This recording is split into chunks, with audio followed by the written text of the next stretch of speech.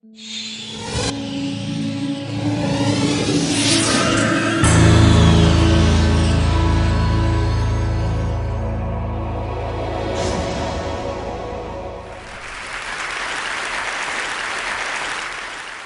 change is already a heavy topic, and it's getting heavier because we're understanding that we need to do more than we are, right? We're understanding, in fact, that those of us who live in the developed world need to be really pushing towards eliminating our emissions.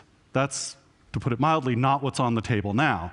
And it tends to feel a little overwhelming when we look at what is there in reality today and the magnitude of the problem that we face.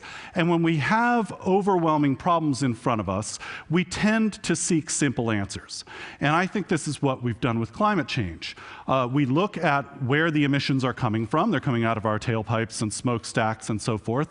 And we say, okay, well, the problem is that they're coming out of fossil fuels that we're burning. So therefore, the answer must be to replace those fossil fuels with clean sources of energy.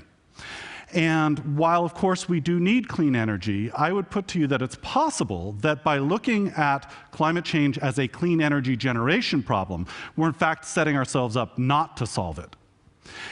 And the reason why is that we live on a planet that is rapidly urbanizing. That shouldn't be news to any of us. However, it's hard sometimes to remember the extent of that urbanization. By mid-century, we're going to have about 8 billion, perhaps more, people living in cities or within a day's travel of one. We'll be an overwhelmingly urban species. In order to provide the kind of energy that it would take for 8 billion people living in cities that are even somewhat like the cities that those of us in the global north live in today, we would have to generate an absolutely astonishing amount of energy. It may be possible that we are not even able to build that much clean energy, right? So if we're seriously talking about tackling climate change on an urbanizing planet, we need to look somewhere else for the solution. The solution, in fact, may be closer to hand than we think, because all of those cities we're building are opportunities. Every city determines, to a very large extent, the amount of energy used by its inhabitants. Right? We tend to think of energy use as a behavioral thing. I choose to turn this light switch on. But really, enormous amounts of our energy use are sort of predestined by the kinds of communities and cities that we live in. I won't show you very many graphs today, but if I can just focus on this one for a moment, it really tells us a lot of what we need to know, which is quite simply that if you look, for example, at transportation, a major category of climate emissions, there's a direct relationship between how dense a city is and the amount of climate emissions that its residents spew out into the air. And the correlation, of course, is that denser places tend to have lower emissions, which isn't really all that difficult to figure out if you think about it. Basically, we substitute in our lives access to the things we want. We go out there and we hop in our cars and we drive from place to place, and we're basically using mobility to get the access we need. But when we live in a denser community, suddenly what we find, of course, is that the things we need are close by. And since the most sustainable trip is the one that you never had to make in the first place, right, suddenly our lives become instantly more sustainable.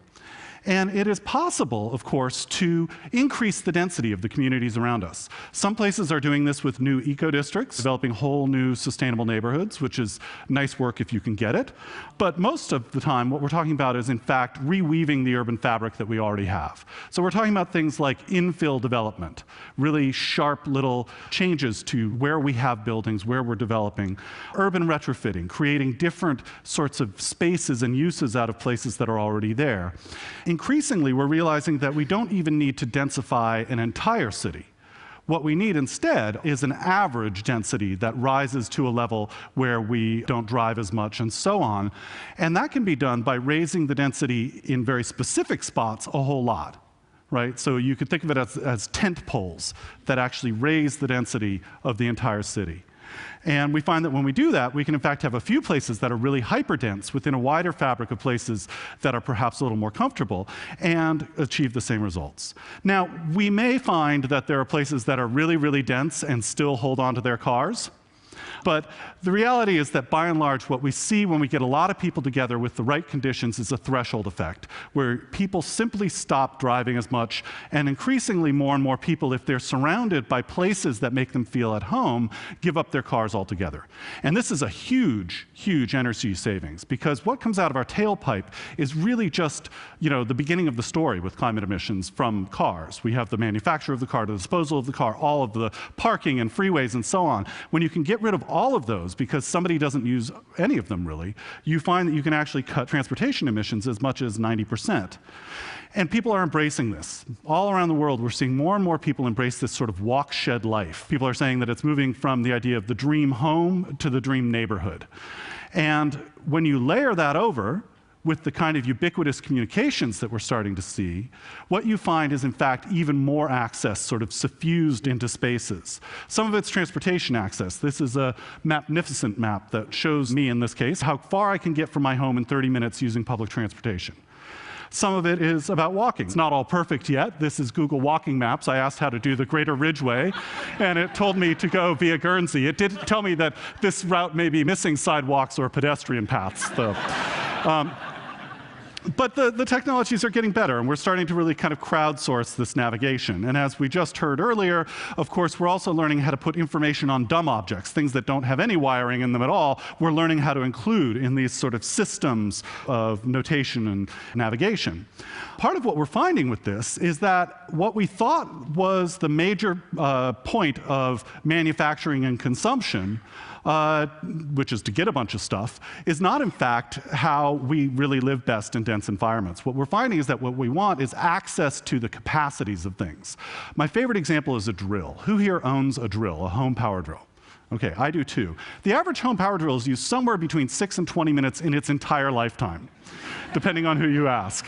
And so what we do is we buy these drills that have a potential capacity of thousands of hours of drill time, use them once or twice to put a hole in the wall and let them sit, right? Our cities, I would put to you, are stockpiles of these surplus capacities. And while we could try and figure out new ways to use those capacities, such as cooking or making ice sculptures or even a mafia hit, what we probably will find is that, in fact, turning those products into services that we have access to when we want them is a far smarter way to go.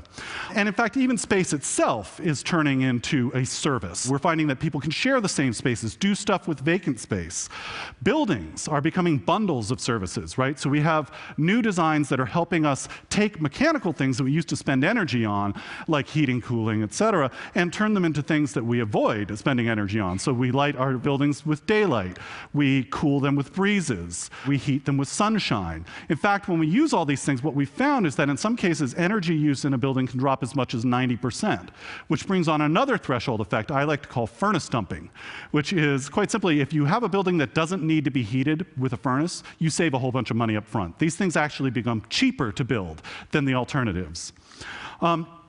Now, when we look at being able to, slash our product use, slash our transportation use, slash, our building energy use, all of that is great, but it still leaves something behind. And if we're going to really truly become sustainable cities, we need to think a little differently.